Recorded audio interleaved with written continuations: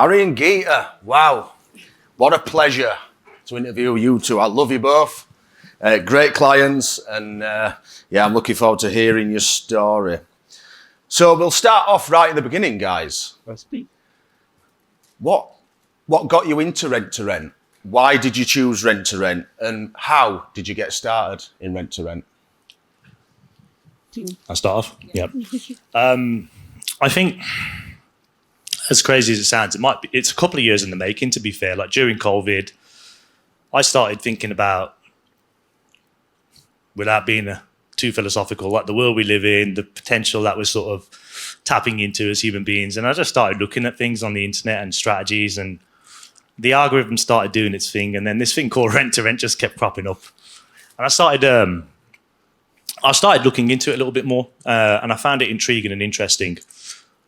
I think I ran it past Geeta twice, and it was just sort of like not calling her out, by the way. It was sort of like a yeah, okay, back to what we were talking about. But I think it was over the last year or so where I started thinking about it more seriously. It was very much a case that I said to Geeta, look, I'm thinking about this now. I want to think about some of the other things that we could be doing in life. We're not unhappy with work at this moment in time and things like that, but again, just thinking about the potential to do more and be more. And I thought to myself, with rent to rent, low barrier to entry in terms of financial requirement. Yes, there is a financial requirement like everything, but property always seemed like a foundational form of investing. I've seen family do it in the past. I've seen people prosper with it. But the biggest problem is house prices today, and they just continue to rise every minute, every day, every month, year that goes by. And rent to rent was an initial way into property and generating cash flow. Cool. What were your thoughts, Geeta, when Harry first pitched rent to you? I guess initially I knew absolutely nothing about property. So he booked this course, not a course, a conference day, and he was going to go on his own. And I was just like, well, you need to take me with you because I'm going to get the final say.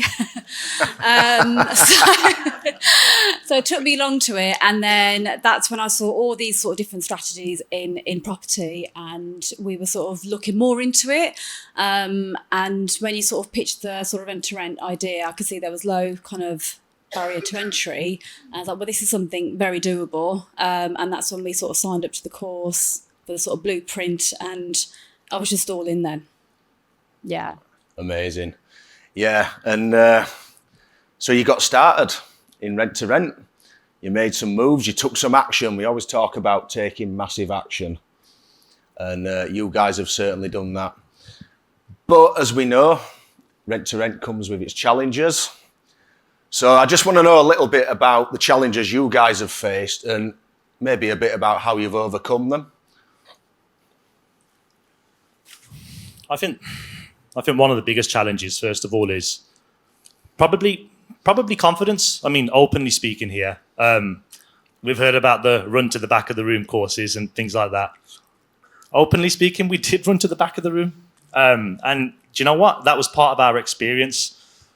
But I also think maybe at that time, we just weren't ready. We just hadn't built the confidence. We hadn't built the knowledge.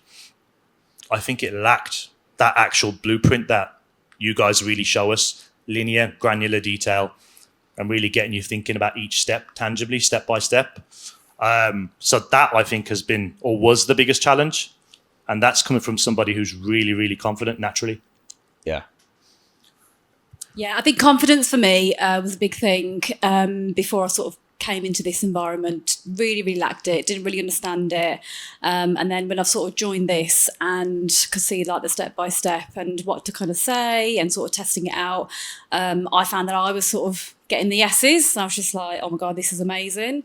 But also like going to like networking events, I just thought the more uncomfortable you are, the more you're going to grow. So I just kept stepping out of my comfort zone, because if you stay in that comfort zone, you're not going to grow from there. So I just thought, you know, you just have to do it. You're just going to have to do it and just suck it up, essentially. So that's been a real big move for me. I love that. Yeah, it's really key in the beginning to step out of your comfort zone, and we all have comfort zones. I certainly did. and that's the way that you grow, as you said. So it's really great to see that you've done that. And along the way, then, have you actually picked up any new skills, and how have you implemented them into your rent-to-rent businesses? And did you actually have any skills beforehand that you've brought to the table in your rent-to-rent business? Yeah, I was talking about, so confidence levels were different as individuals, but you also build them together, right? Yeah. I was talking about my confidence, naturally confident. I built a lot of that through my career where I work in commercial finance. So a lot of business development management skills and tapping into building businesses, helping them build, things like that. I think those are the kind of skills that I've tapped into, that once we've had the confidence to understand what rent-to-rent actually is, understanding how to sell the benefit to landlords, the agents. I've discussed it with a few people today. I think talking a bit about your elevator pitch, a little bit of a story, tap into your expertise. And I think I've always been pretty decent at that.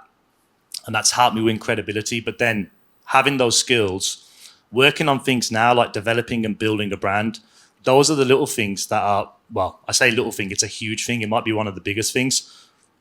That's helping us probably stand out and turn what would be short-term bookings into mid and long-term bookings.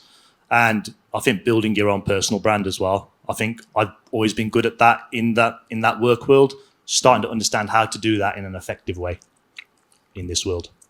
Amazing.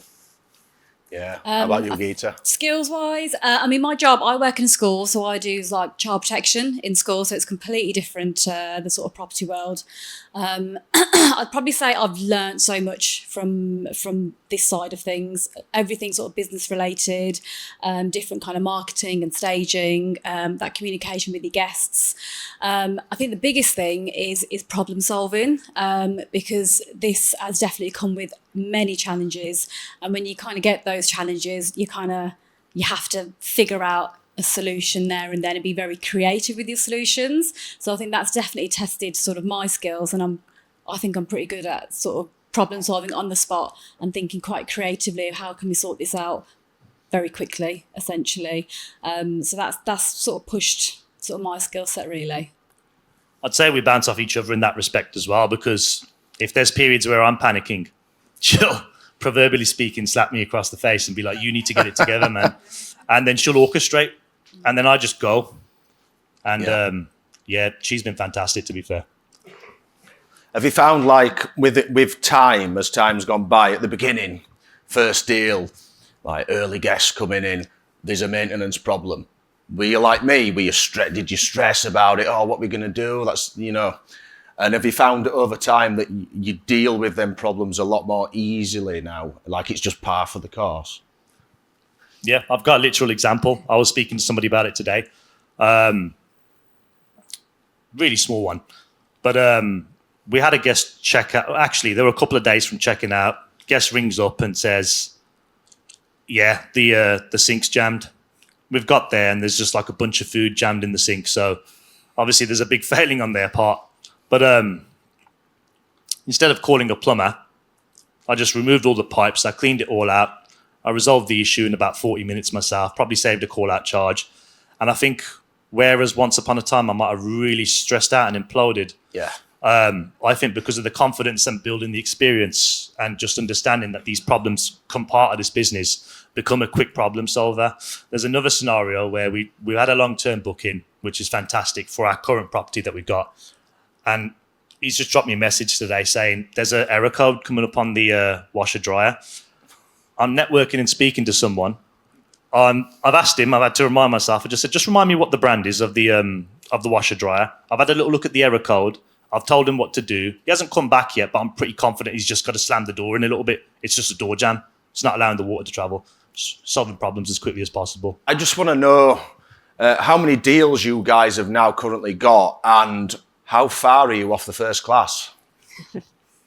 Yeah, it's a good question. I think I'm answering this one because I'm a bit of a geek when it comes to the statistics, probably because of my background. I've got my Excel sheets, my cash flow forecasts and stuff. We've got 3 deals. Openly speaking, we had a deal before we came into this environment. That was a sourced and managed deal. That's earning us a guaranteed amount of profit per month Yep, great. It supplements the business. But the 2 deals that we've got since this process, the first deal, we literally got 7 or 8 weeks into this process. That deal started sort of 17th, 18th of June. And from the 17th of June up until the 31st of December, the rest of the calendar year, there was literally 5 vacant days. Wow. And the statistics run at, and this is where the geek comes out, at 96%, 96.8% occupancy. Wow. I don't know how we did it, but... Smashing it. And really quickly, do you want to just update us on this recent booking that you've had? You've had quite a good booking. You've also got something going on with a social housing provider, is that right? Just tell us a little bit about that. Yeah, there's a little bit of progress on both fronts, to be fair. Did you want to talk about the booking? I can talk about the social housing. So we took on our second deal that we control now just before Christmas, got it live for Christmas Eve.